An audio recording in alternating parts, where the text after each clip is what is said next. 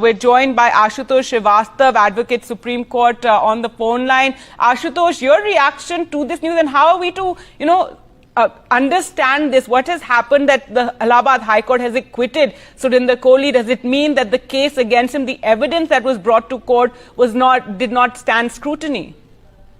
Later, I think the CBI was investigating the matter, and based on that, they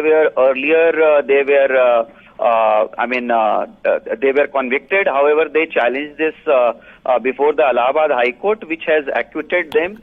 I think considering that there are not sufficient evidences which can prove them guilty, and based on that, the High Court has decided.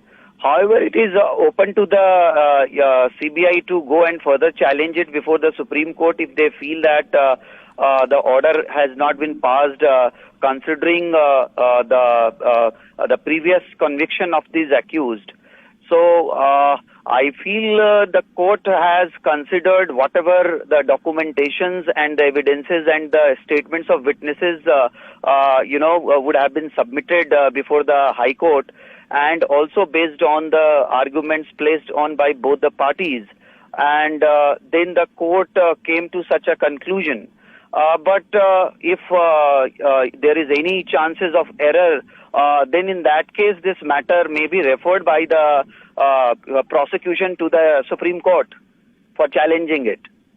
Right, and Ashutosh, at the time back in 2000, when this entire matter had come to light, there had been so much horror, and there was also anger because it was felt, it was actually a fact that the police had ignored the complaints of the poor families in the area, and it was only after, an RWA member in the area got involved, and, the families went to him that our children are missing, and they actually found 2 bodies, and then the entire matter came to light. So now, with what the Allahabad High Court has said, one wonders how well this case was fought in the court, how the police's investigation was, because if at the time, it was so horrific and so many cases were linked to this duo, and now that, they've been found not guilty.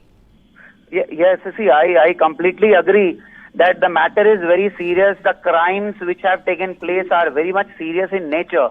And when the police had not taken proper actions, as far as I know, 2 of the policemen were suspended also for their lackadaisical approach of investigation. And then the matter finally was handed over to the CBI. But see, many a times it happens when the investigation does not take place immediately, and it takes time to start the investigation in proper direction. So in that case, many of the concrete evidences, are destructed, and it becomes very difficult for the other agency to gather sufficient evidence to prove the accused to be guilty and to get them convicted.